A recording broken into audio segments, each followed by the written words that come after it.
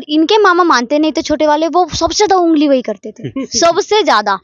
कहीं मुकर गई तो चलो, जो मुकर गई उसका बात गम नहीं है, लेकिन जो हमारा पैसा डूबेगा। कोई कह रहा है इसके दांत बड़े हैं, कोई कह रहा है वो हड्डी हो गई। यार घर वाले इतने बुरे कभी नहीं थे जितने इनसे मिलने के बाद वो बन गए। फिर उनके पापा जिद पे अड़ गए, अब हम नहीं करेंगे। हाँ, अब कुछ भी हो जाए हम वहाँ उस घर करेंगे ही नहीं, चाहे कुछ भी हो जाए।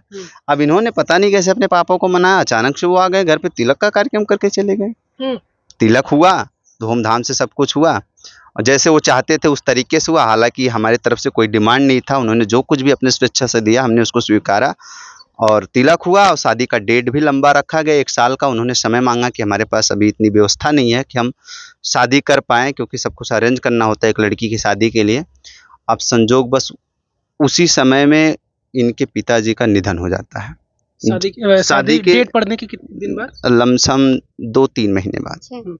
अच्छा, ऐसे आकस्मिक निधन या फिर कोई बीमार थे? बीमार थे वो, और बहुत ज़्यादा, बहुत कोई बड़ी बीमारी नहीं थी। कुछ लोग बताते हैं उनको ऊपरी चक्कर था, और थोड़ा सा वो पैर से दिक्कत थी उनको। और उसी आनन फानन में जब उनको लगा कि अब वो दिल्ली में नहीं बच पाएंगे, तो ये लोग रिजर्व गाड़ी करके घर भी ले आ रहे थे। रात में 11 बजे सिंघरामऊ जब ये लोग पहुंचते हैं, तो उसी समय इनके पिताजी का निधन हो जाता है। चलिए, ये दुर्भाग्य की बात है कि एक पिता जिसने सारी चीज़ों को झेलते हुए इस बात को एक्सेप्ट कर लेता है कि चलिए मैं बिटिया की शादी बिटिया के मर्जी से करूँगा, लेकिन ये ईश्वर को नहीं मंजूर था। और शादी का डेट पड़ते ही 3 महीने बाद इनके जो अर्चना है, इनके पिताजी की मौत हो जाती है। मरना तो निश्चित होता है, लेकिन उस वक्त मरना कहीं ना कहीं ये पूरे जीवन भर याद रहेगा कि जिस वक्त बिटिया को भी खुशी थी कि पिताजी हमारे मान गए हैं और हम शादी हमारी धूमधाम से होगी। राहुल जी, लोग जब प्यार में पड़ते हैं और आपको भी पागलपन सवार हो गया था, और प्यार का दूसरा नाम जो होता है वो पागलपन होता है। उस दौरान आप बताइए कि आप कभी डिप्रेशन में गए हो, कभी आपने काम छोड़ दिया हो, परिवार वालों पर गुस्सा होते रहे हो, परिवार से दूरियां बना ली हो, कभी ऐसा कुछ हुआ? नहीं, मैं ऐसा नहीं करता था, और ये सब होता था जो अभी आपने बात बताया, डिप्रेशन वाला, अपने काम को छोड़ देना। काम का प्रेशर बहुत ज़्यादा था उस वक्त, क्योंकि मुझे एक नया नाम मिल रहा था सोशल मीडिया पे, और कस्टमर मेरे घर पे भी आते थे, मुझे यहाँ वहाँ जाना भी पड़ता था, काम बहुत था। पढ़ाई की भी टेंशन थी, काम का भी टेंशन था कि नाम को अपना बनाना है और काम करना है, पैसा भी कमाना है। और उस वक्त ये भी था कि अर्चना को भी हासिल करना है। उस वक्त देखिए, हम बहुत ज़्यादा किसी बात को लेकर टेंशन नहीं होते, इग्नोर करते हैं उस बात को, लेकिन इनको टेंशन होता, ये हमको टेंशन देती थी। फ़ोन लगा के तुम्हारे घर वाले ऐसा कह रहे हैं, तुम्हारी मौसी ऐसा कह रहे हैं, तुम्हारे मामा ऐसे कह रहे हैं, तुम्हारे बुआ ऐसे कर रहे हैं। इनकी टेंशन की वजह से थोड़ा सा मुझे दिक्कत होती थी। मैं उस वक्त इनकी बातों को हाँ हाँ करके सो जाया करता था। अब इनको दिक्कत होती थी उस सारी बात को लेकर। हाँ, सारे लोगों की बातें आपको चुभती थी, लोग क्या क्या कहते थे? कुछ बताइए, कुछ ऐसी बातें जो रही हो जो आपको ज्यादा चुभी हो, और फिर आप गुस्सा में उठाई फोन और लगा दी राहुल को फोन। नहीं, लोगों की बात जो चुभती थी वो तो चलो ठीक है, हमने जो किया है, लोग कह रहे हैं, कहने दो, कोई बात नहीं। लोग जब मेरे पापा को फोन लगा के कहते थे ना, वो बहुत ज्यादा हो जाता था, क्योंकि इनके मामा लोग मानते नहीं थे, और इनके सबसे ज्यादा छोटे वाले मामा वो फोन लगाते थे, भैया अपनी लड़की को समझा लो, बात कर रहा है, बात कर रही है। इनके मामा आपके पापा को फोन करके धमकाते थे? धमकाते नहीं थे, फोन लगाते थे, मेरे फलानुआ से बात करिए तुम्हारी लड़की, समझा नहीं सकते हो? अब भाई पापा इधर से तो तुम अपने लड़के को समझा लो ना, उसके घर में बहन नहीं है क्या? अब भाई एक आध बार तो बहुत ज्यादा गाली गलौज भी हो गई थी, जबकि दोनों भाई थे, रिलेशन में भाई लगते थे। वो उनकी बहन को गाली दे रहे हैं, वो उनकी बहन को, तो बहुत ज्यादा हो जाता था। और इनके मामा मानते नहीं थे छोटे वाले, वो सबसे ज्यादा उंगली वही करते थे सबसे ज्यादा। और उसके बाद बचा कुचा जो था वो मेरी बुआ लोग करती थी। मेरी बुआ लोग फोन लगा के, भैया ऐसी बात हुई है, भैया फिर ये बात सुनने को मिली है। अब भाई पापा मम्मी का जो प्रेशर था वो सीधा मेरे पे पड़ता था। वो कहते थे स्कूल नहीं जाना। और उस टाइम क्या था कि मेरे 12वीं के बोर्ड एग्जाम, और देखो 11वीं पढ़ोगे तो समझ में आएगा कि 12वीं में आगे क्या कोर्स है। मैं उस टाइम में, मैं 11वीं 12वीं में ही थी, 2 साल का दौर था जब मैं बहुत परेशान थी इन सब चीज़ों में। और मेरे पे पढ़ाई का प्रेशर, और प्लस मैं ब्यूटिशियन का भी कोर्स कर रही थी उस टाइम। और ये देख लीजिए कि मैं सुबह 5 बजे, और पता है जबकि मेरे घर वाले इतने बुरे कभी नहीं थे जितने इनसे मिलने के बाद वो बन गए।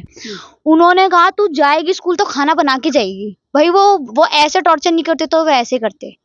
अब 4 बजे उठो, 4 बजे मैं उठी थी, मेरा डेली का रूटीन था, और ये गवाह है, क्योंकि मैं क्या करती थी, मम्मी फोन दे दो, दोगी तो ही खाना बनाऊंगी, क्योंकि मेरे को पढ़ना है, मेरे पेपर चल रहे हैं। सामने फोन रख दिया, और ये ये क्या करते थे कि बोलते थे तो मैं लीड में सुनती थी और मैं मैसेज करती थी व्हाट्सएप पे और वीडियो कॉल चल रहा होता था। 4 बजे उठ के मैं खाना भी बनाती थी, खाना बना के तैयार होना, फिर 8 किलोमीटर दूर साइकिल चला के स्कूल जाना और साढ़े 12:40 पे छुट्टी होती थी। 1 बजे मैं अपने ब्यूटी पार्लर पहुंचती थी। वहां पे पहुंचने के बाद 5 बजे मैं पार्लर से निकलती थी शाम को और शाम को 6 बजे फिर मैं घर आती थी। पूरे 12 घंटे मैं घर से बाहर ही रहती थी।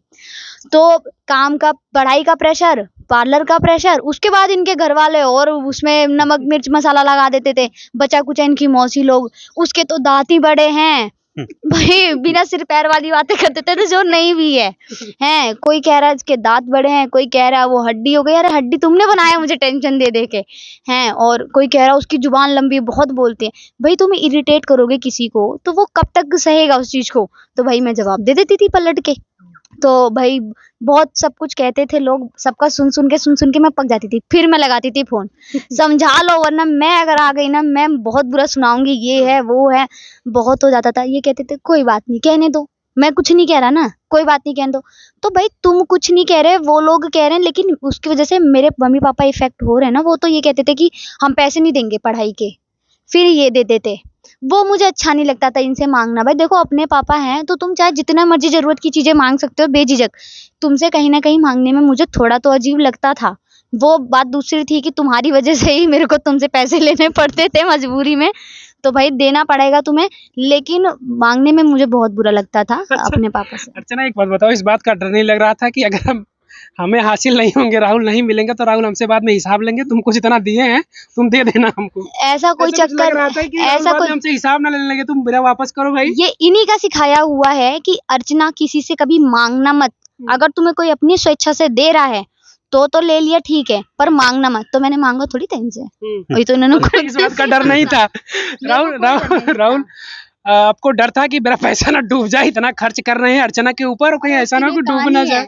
डर था, इसके पीछे बहुत सारा डर था क्योंकि शहर की ये थी और शहर की लड़कियां बहुत चालाक होती हैं। इस बात का डर था मतलब कि ये होता है गांव के लड़कों में, ये होता है कि ये लड़की शहर की है और हाँ। शहर की जो लड़कियां होती है वो गांव के लड़कों के हाँ। बारे में कुछ इस तरीके की थिंकिंग होती है। हाँ, काफी लोगों ने तो ये कहा उसको कुछ जादू टोना करके राहुल को बस में कर ली है। हाँ। ऐसा भी मेरे ऊपर इल्जाम लगाया गया, इनको कहा गया। तो मैंने कहा चलो छोड़ो सबकी बातें, सबको छोड़ो। उस डर के बारे में बताओ, क्या क्या डर लग रहा डर ये था कि अगर लड़की को मैं पढ़ा रहा हूँ, लिखा रहा हूँ, बहुत सारे न्यूज भी उस समय आते थे कि कहीं मुकर गई, तो चलो जो मुकर गई उसका बात गम नहीं है, लेकिन जो हमारा पैसा डूबेगा भाई। अगर मैं इनको मैं 11वीं से पढ़ा रहा था, ब्यूटिशियन का कोर्स मैंने करा, फिर मैंने ग्रेजुएशन में भी इनका एडमिशन करा, कई लाख रुपए हो जाते हैं। अगर इतने लाखों रुपए में मैं अपना बिजनेस डाल दूंगा तो भाई मैं कुछ ना कुछ तो पैसे कमाऊंगा। इस बात का डर था। मैंने एक एग्रीमेंट पेपर साइन करवाया इनसे। हाँ। मैं अपने तहसील में गया, वहाँ से एक वो स्टाम्प पेपर लिया। स्टाम्प पेपर पे मैंने इनको बताया कि आपको इस तरीके का एग्रीमेंट पेपर पे साइन करना है और ये चीज़ लिखा रहेगा। ये बकायदा पढ़ी कि कुछ उल्टा तो नहीं लिखा है इसमें। तो इन्होंने पढ़ा, फिर मैंने कहा इस पे तुम्हें साइन करना, भरोसा नहीं। मैंने कहा भरोसा इस कागज़ से हो जाएगा, है तुम्हारे ऊपर भरोसा।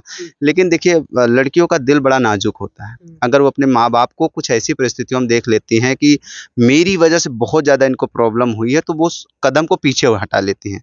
फिर ऐसे हालत में तो भाई मेरा एकदम काम तमाम हो जाता। तो इसलिए मैंने इनसे उस एग्रीमेंट पेपर पे साइन करवाया।